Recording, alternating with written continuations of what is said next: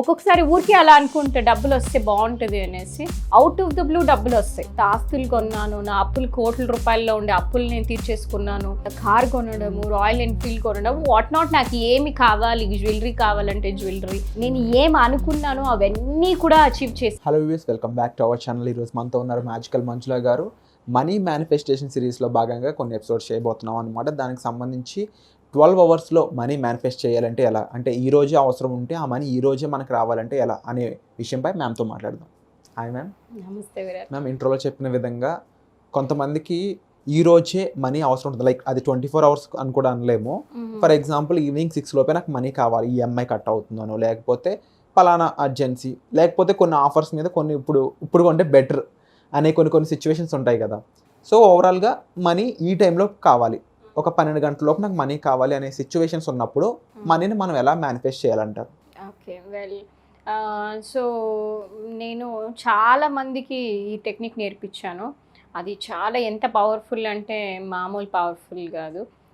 This will help to release the money blocks and also creative money ఫ్రీక్వెన్సీని race చేయడానికి పనికొస్తుంది, money డిజర్వబిలిటీని race చేయడానికి పనికొస్తుంది, మనీని క్విక్గా ఇన్స్టెంట్గా మేనిఫెస్ట్ చేయడానికి కూడా పనికొస్తుంది.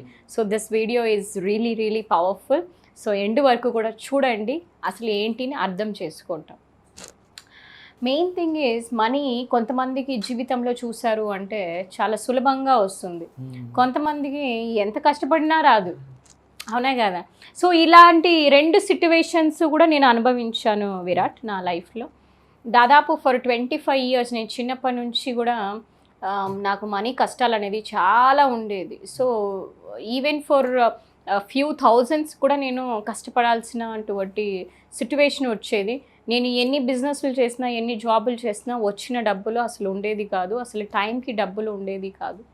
సో అప్పుడు నాకు నా థాట్స్ ఎలా ఉండేది, నా స్టేట్ ఆఫ్ బీయింగ్ ఎలా ఉండేది మనీ పరంగా అంటే ఎప్పుడు కూడా ల్యాక్లో ఉండేది, ఎప్పుడు కూడా భయంతో ఉండేదాన్ని అనమాట. అయ్యో వచ్చిన డబ్బులు అయిపోతుందేమో, ఖర్చు అయిపోతుందేమో, వెళ్ళిపోతుందేమో, మళ్ళీ రాదేమో అనే ఒక ఆవేదన, ఆందోళన ఎప్పుడు కూడా నా మనసులో ఉండేదన్నమాట. ఇవి చూడడానికి చాలా చిన్నగా అనిపిస్తుంది కానీ ఇవే కీ అన్నమాట, ఇవి అర్థం కాదు. సో ఇలానే నా లైఫ్ని నేను లీడ్ చేసేదాన్ని. దానివల్ల ఎప్పుడు కూడా నేను డబ్బు సమస్యలను ఎదురు అవుతూనే ఉండేది. కానీ ఎప్పుడైతే ఈ స్పిరిచువాలిటీకి ఎంటర్ అయ్యానో, స్పిరిచువాలిటీని ప్రాక్టీస్ చేయడం స్టార్ట్ చేశానో, ఇనీషియల్గా పెద్ద మార్పులు అయితే చూడలేదు కానీ బట్ గ్రాడ్యువల్గా కొంచెం నా ఆలోచన విధానము, నా స్టేట్ ఆఫ్ బీయింగ్, నా వైబ్రేషన్, నా ఎనర్జీ ఎప్పుడైతే షిఫ్ట్ అవ్వడం స్టార్ట్ అయిందో అప్పుడు నేను మిరాకిల్స్ చూడడం స్టార్ట్ చేశాను. ఎలాంటి మిరాకిల్స్ అంటే అసలు నేను అనుకోను. జస్ట్ నాకు ఒక్కొక్కసారి ఊరికే అలా అనుకుంటే డబ్బులు వస్తే బాగుంటుంది అనేసి అవుట్ ఆఫ్ ద బ్లూ డబ్బులు వస్తాయి.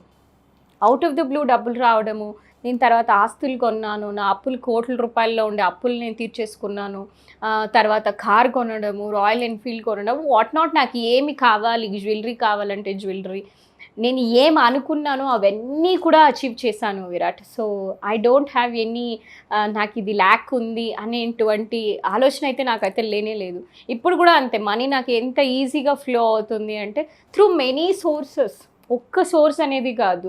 సో ఇవ్వాల్సిన వాళ్ళే ఫోన్ చేసి మేడం ఇస్తాము అని, అసలు ల్యాక్స్లలో అంత డబ్బులు వచ్చేసరికి నాకు అసలు ఒక్కొక్కసారి ఇంత డబ్బులు ఏం చేయాలి అనేంతలా కూడా అనిపిస్తూ ఉంటుంది. అంత మనీ ఫ్లో అనేది ఉందన్నమాట. And I'm really happy. అది ఏంటి అంటే ఫస్ట్ మనం సరస్వతి మీద ఫోకస్ చేయాలి. ఇది నేను ఎప్పుడూ చెప్తూ ఉంటా, విద్యను నేర్చుకోవాలి. నేను ఎప్పుడు లక్ష్మి వెనకాల పరిగెత్తలేదు. ఒకప్పుడు పరిగెత్తాను కానీ రాలేదు, నేను వదిలిపెట్టేస్తాను. కానీ నేను సబ్జెక్ట్ నేర్చుకోవాలి, బ్రహ్మ విద్య అసలు ఏంటిది అండ్ మనీ అంటే ఏంటిది, సో ఈ సబ్జెక్ట్ తెలుసుకోవాలి అనే ఒక ఆతృతతో ఈ మనీ రిలేషన్షిప్ని నేను చేంజ్ చేసుకోవాలి, నా ఎనర్జీని షిఫ్ట్ చేసుకోవాలి అని జస్ట్ నేను జ్ఞానం మీదనే, సరస్వతి మీదనే ఫోకస్ చేశాను. ఎప్పుడైతే సరస్వతి దేవి మన దగ్గర ఉంటుందో లక్ష్మీ దేవత ఆటోమేటిక్గా వస్తుంది. ఇదే కీ, వెరీ సింపుల్. కానీ చాలామందికి ఇది తెలీదు. వాళ్ళు ఏం చేస్తారంటే ఎప్పుడు లక్ష్మీదేవత మీదే ఫోకస్ చేస్తారు, డబ్బులు, అది వెళ్ళిపోతుంది, మళ్ళీ ఆరాట పడుతూ ఉంటారు. సో బట్ ఎప్పుడైతే మనం ఇది తెలుసుకుంటామో, సబ్జెక్ట్ నేర్చుకుంటామో, getting money is so easy and so simple. That is the formula. And also నేను ఇవాళ వీళ్ళకి ఒక ప్రాక్టికల్గా ఒక టెక్నిక్ కూడా ఇవ్వాలని అనిపించింది. యూజువల్గా నేను ఇది వర్క్షాప్లోనే చెప్తాను, చాలా వాల్యుబుల్. బట్ కానీ ఎందుకో నువ్వు అడిగేవు పైగా. And also Suman TV viewers వీళ్ళ మీద ప్రేమతో అభిమానంతో నా వీడియోలో నన్ను చూసి ఇన్ని రోజులు వీళ్ళు ఆదరిస్తున్నారు, నన్ను ఇంతలా ప్రేమిస్తున్నారు, వీళ్ళకి ఏదో ఒకటి చెయ్యాలి అని ఒక చిన్న ఆశతో నేను ఈ టెక్నిక్ చెప్పడం జరుగుతుందనమాట. So please take. ఇప్పుడు ఏం చేయాలి అంటే ఇలాగ ఒక వైట్ పేపర్ తీసుకోవచ్చు. పెన్ను ఏ కలర్ మేడం అని అడగద్దు, ఏ పెన్ అయినా పనికి వస్తుంది. బ్లూ కలర్ వాడచ్చు, బ్లాక్ కలర్ వాడచ్చు, రెడ్ కలర్, మీ ఇష్టం. ఇది దాంతో సంబంధం ఏమీ లేదు. ఇట్లాంటివి ఎక్కువ ఆలోచనలోకి డీటెయిల్లోకి వెళ్ళకండి. ఎల్లో పేపరే ఉండాలి, గ్రీన్ పేపర్ ఉండాలి, అవి ఎంత పిచ్చి మాటలు. ఏం లేదు, అన్నీ మంచిదే, అన్ని కలర్లు మంచిదే, అన్ని పేపర్లు మంచిదే, అంతా కూడా ఎనర్జీ. అందులో ఉండే బ్రహ్మ పదార్థాన్ని మనం చూడాలి, కానీ ఇందులో ఏ రంగు ఉందా ఇట్లాంటి డీటెయిల్స్ అన్నీ పెట్టుకోవద్దు. Okay, so take any sheet, ఒక వైట్ షీట్ అలాగా తీసేసుకొని మీరు ఇందులో రాయాల్సింది ఏమి అంటే ఫస్ట్ డియర్ మనీ. ఇదేంటి అంటే love letter to money. Already నాది స్టూడెంట్స్ ఎవరైనా ఉంటే వాళ్ళకి తెలుసు, బట్ తెలియని వాళ్ళకి, ఇది కొత్త వాళ్ళకి నేను చెప్తున్నాను. డియర్ మనీ అనేసి మీరు ఒక లవ్ లెటర్ రాయాలి. సో మనము లెట్సే ఒక ఇద్దరు లవర్స్ ఉంటారు, వాళ్ళకి ఇద్దరి మధ్య ఏదో ఒక కాన్ఫ్లిక్ట్ వచ్చి గొడవ వచ్చి విడిపోయి ఉంటారు. ఇమీడియట్గా నువ్వు వెళ్ళి మళ్ళీ ఐ లవ్ యూ చెప్తే మనకి అవ్వదు కదా ప్యాచప్. సో ఫస్ట్ ఏం చెప్తాము, ఫస్ట్ ఐఎమ్ సారీ అని చెప్తామా, ఏదో మాట అనుకున్నాము తెలియలేదు, బట్ ఐఎమ్ ఎక్స్ట్రీమ్లీ సారీ అని చెప్తాం కదా. సేమ్ వే ఇప్పుడు మనకి డబ్బుకి ఒక బ్రేకప్ అనేది అయింది. ఈ బ్రేకప్ని ప్యాచప్ చేయాలి. ఇప్పుడు లెట్సే మనము ఒక నేను మీకు చెప్పాను ఇప్పుడు, ఒక లవర్తో ఇదొక బ్రేకప్, ఇదొకటి. ఇంకొకటి, మన ఇంట్లో చిన్న పిల్లలు ఉన్నారు, ఎంతసేపు వాళ్ళు తిడుతూ కొడుతూ ఉన్నాము అంటే వాళ్ళు మన దగ్గరికి వస్తారా? రారు, పారిపోతారు కదా. సేమ్ వే మనం ఇప్పుడు డబ్బుని ఎన్ని రకాలుగా తిట్టుంటాము. మనము, మన పేరెంట్స్, మన చుట్టాలు, మన తాతలు, ముత్తాతలు ఏం బిలీఫ్, డబ్బున్న వాళ్ళందరూ చెడ్డవాళ్ళు అనేసి ఒక పక్క అంటూ ఉంటాము. మళ్ళీ ఇంకో పక్క ఏమో డబ్బు కావాలి. సినిమాల్లో ఎలా చూపిస్తారు, రిచ్ వాళ్ళేమో విలన్ లాగా చూపిస్తారు, హీరో ఏమో బెగార్గా ఉంటాడు అడుక్కునేలాగా. కానీ ఇట్లాంటివన్నీ కూడా wrong way of representing the money. So ఇప్పుడు మనకి బిలీఫ్స్ ఏమొచ్చేసింది, ఓకే డబ్బున్న వాళ్ళందరూ చెడ్డవాళ్ళు, డబ్బు లేని వాళ్ళందరూ కూడా మంచివాళ్ళు, డబ్బు ఉన్న వాళ్ళు మంచివాళ్ళు ఎందుకు కాదు. మీకు ఒక పక్క డబ్బు కావాలి, కానీ ఇంకో పక్క డబ్బు ఉన్న వాళ్ళని తిడుతున్నారు. అది ఎంతవరకు సమంజసం? రైట్ కాదు కదా. సో ఇప్పుడు మనము ఇటువంటి ఒక పిచ్చి బిలీఫ్స్ అన్నీ కూడా పక్కన తీసేయాలి మన సబ్ కాన్షియస్ మైండ్లో. దానికి మనం ఏం చేయాలి అంటే ఐఎమ్ ఎక్స్ట్రీమ్లీ సారీ, నన్ను దయచేసి నన్ను క్షమించు. నేను, నా కుటుంబ సభ్యులు, మా పేరెంట్స్, మా తాత ముత్తాతలు, నా యాన్సిస్టర్స్ అందరూ కూడా, నా ఫ్రెండ్స్, నా కొలీగ్స్ తెలిసి తెలియకుండా ఎన్నో తప్పులు చేసాం, ఎన్నోసార్లు తిట్టుకున్నాం. మళ్ళీ చూడండి వీడియో, ఓకే మీకు అర్థం కాలేదు అంటే, ఇలా ఎన్నోసార్లు తిట్టుకున్నాం, వాటన్నిటికి గాను నన్ను క్షమించు అని ఇలా మనం మొదలు పెట్టాలి. తరువాత ఈరోజు నాకు ఈ అవసరం ఉంది, ఏదో బిల్లు కట్టడానికో లేదంటే దేనికో ఒకదానికి, పెళ్లి ఖర్చులకో వాట్ ఎవర్. సో ఇది నాకు చాలా అవసరం, దయచేసి నన్ను ఆశీర్వదించు, నన్ను బ్లెస్ చేయి, please come to my home అని మనము రిక్వెస్ట్ పెడతాము మనీకి.